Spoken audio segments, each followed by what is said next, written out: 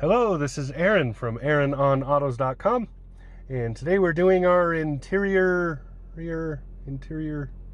inside review of a 2020 Nissan Versa.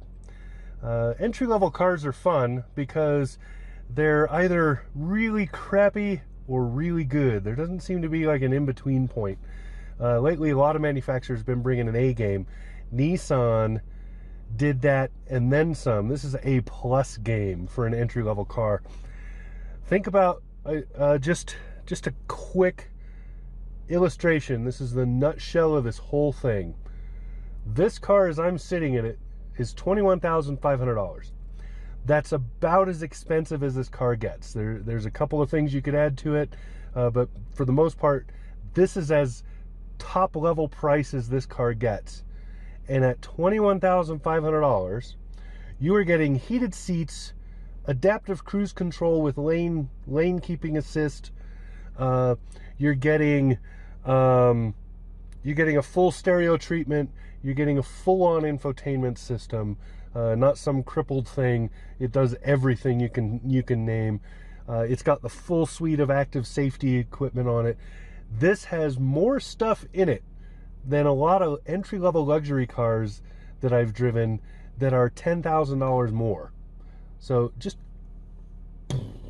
right. All right. So we're sitting inside this car. I've driven it for this week. Really like it for what it is. You have to remember it is an entry-level car. It is not fast. It is not it's not going to be featured in a Fast and Furious episode, although now I guess that show, they're doing a Netflix show of it, and it's all going to be animated. It's a cartoon now. Interesting. So anyway, back on subject. So there's a lot to go over in this car because it has a lot of equipment in it. Let's get started. Let's get looking at this thing. Over here, you have windows and mirrors and so on. So up here, mirror adjustments, fully electric. Down here, here's the door locks. This locks the windows. Automatic window on the driver. Everybody else is just a standard one. Door handles up here. Nice shiny little thing, but a lot of black on black, which I get really bored with. I do like this though. This is really pretty. It's kind of a faux carbon fiber, I don't know, but it's pretty.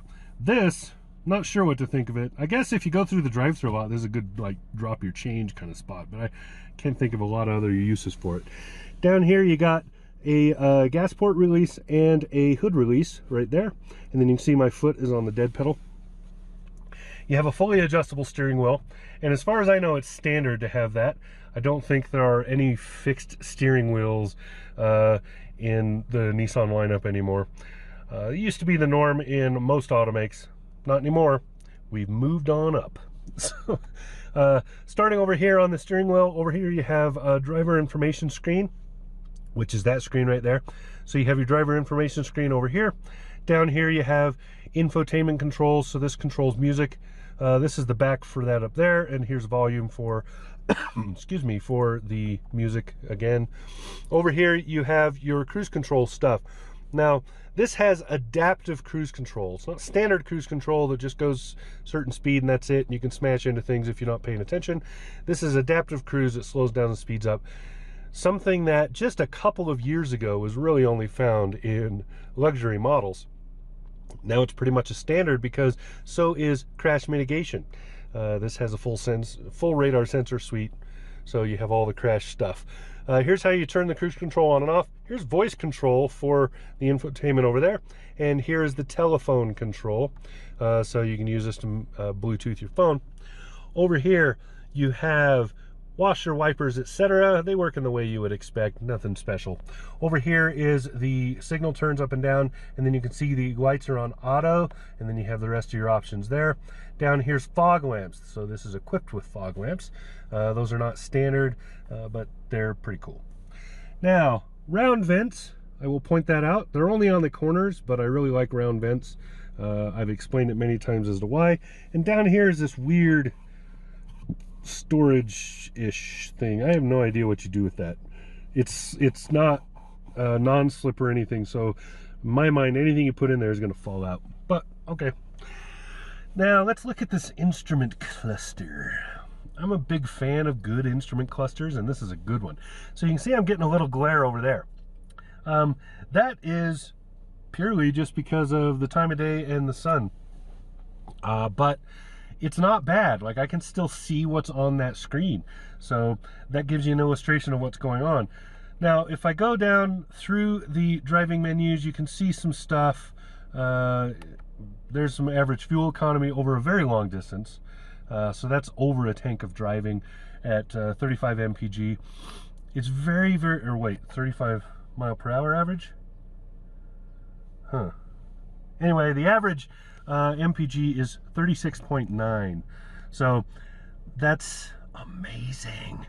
And you'll get that all day with this car. That's so easy to get. That's an average. So it's very, very easy to get this number. It's easier to get even more out of it, get way higher numbers, especially on the highway. CVT transmission, and nicely done, good balance to the little 4-cylinder that's in this. And then you can just see a couple of other things that are on these. You know, pretty simple, straightforward. This is your crash information, and a similar screen pops up when you set the adaptive cruise. This over here is your radar, so it tells you how your radars are doing. So if you're getting close to something, these will start lighting up to tell you that you're getting close to stuff. So there you go. That's pretty much what there is. Some of those menus have sub-menus that you go back and forth in right here, and that's it.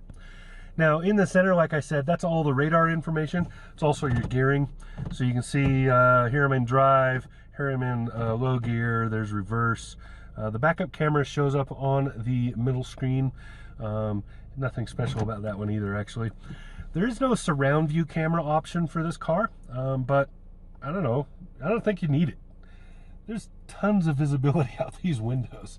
It's a tiny little car, so there's a lot of visibility out of the windows. And the corners are easy to judge because it's a small car and you can see them. So very easy to see what's going on around the car while you're driving.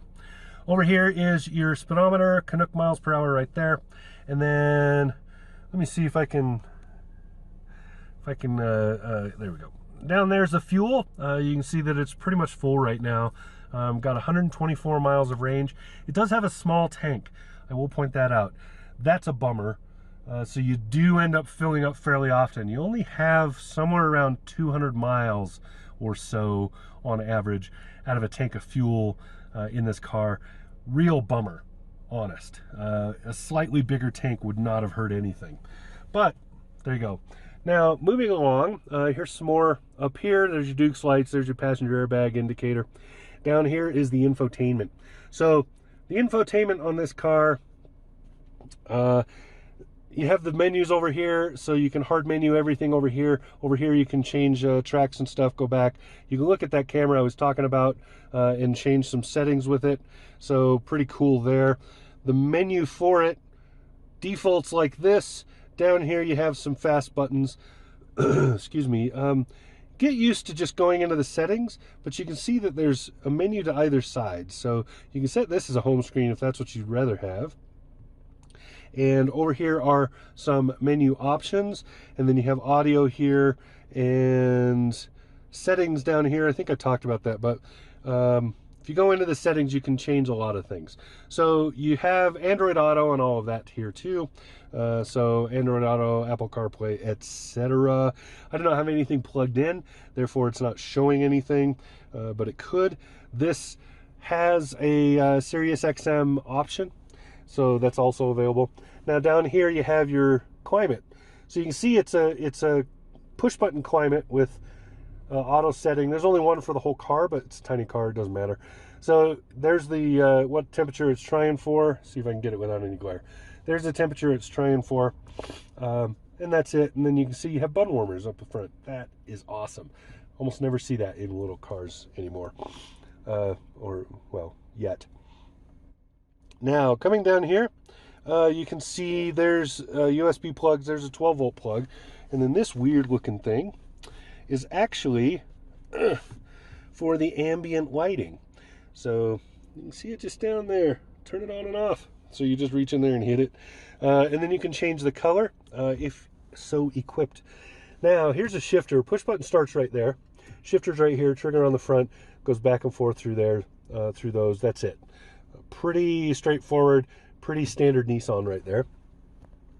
Over here you have a handbrake. Excuse me again. Handbrake. Over here you have some drink holders. You can see I got some water in one of them. And there you go. Now this is interesting. I want you to see how it overhangs, right? See how it overhangs? And that makes it a real armrest without impeding on those. Kind of smart use of space, honest. And then it opens up, and inside you have some coin holders. So, you know, if you don't just dump them in the door like I showed you, you can put them there. And a little bit of storage down there. Not a ton, but it's a small car. Now I want you to look at some attention to detail that was done in this car. See the stitching across here, and then the way that this new dashboard flows. So instead of just being a piece like it has been in the past, now it has some cut and change to it and a little bit of finish.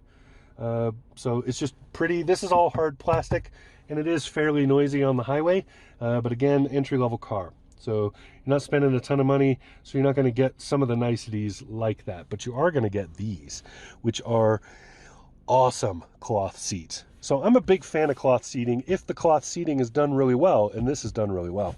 It's very comfortable. Bolsters are good, but not totally impeding or in the way, which is fairly unusual. Usually it's over sport or under sport, especially in this market. As you go up the channel, they tend to get a little smarter about seating. It is black on black on black, and I don't like that, but I do like the flow. I like the change, you know, by adding this and making little transitions with just some lines, you know, just crease edges and stuff. Very smart. And then in the back, if I can get the camera around, there's the back seats. My kid left her jacket in there. There's the back seats. I wouldn't put 3 across on a regular basis in this. It's not really big enough for that, but it is very comfortable back there, surprisingly so, and way more leg room than you might expect. Also, good sized trunk. I like the size of the trunk. It's kind of a, I don't know what I would say, Jersey one body probably. Yeah, with a little room maybe for a short handled shovel, that kind of thing. So good sized trunk for the size of the car. And that's what we got. You got, you know, a dimming rear view mirror and a few other things. But it's amazing how much you're getting for the price tag you're paying for this car. It's nuts. So that's about it. That's all I got. This has been Aaron, AaronOnAutos.com. Talk to you again soon. Subscribe.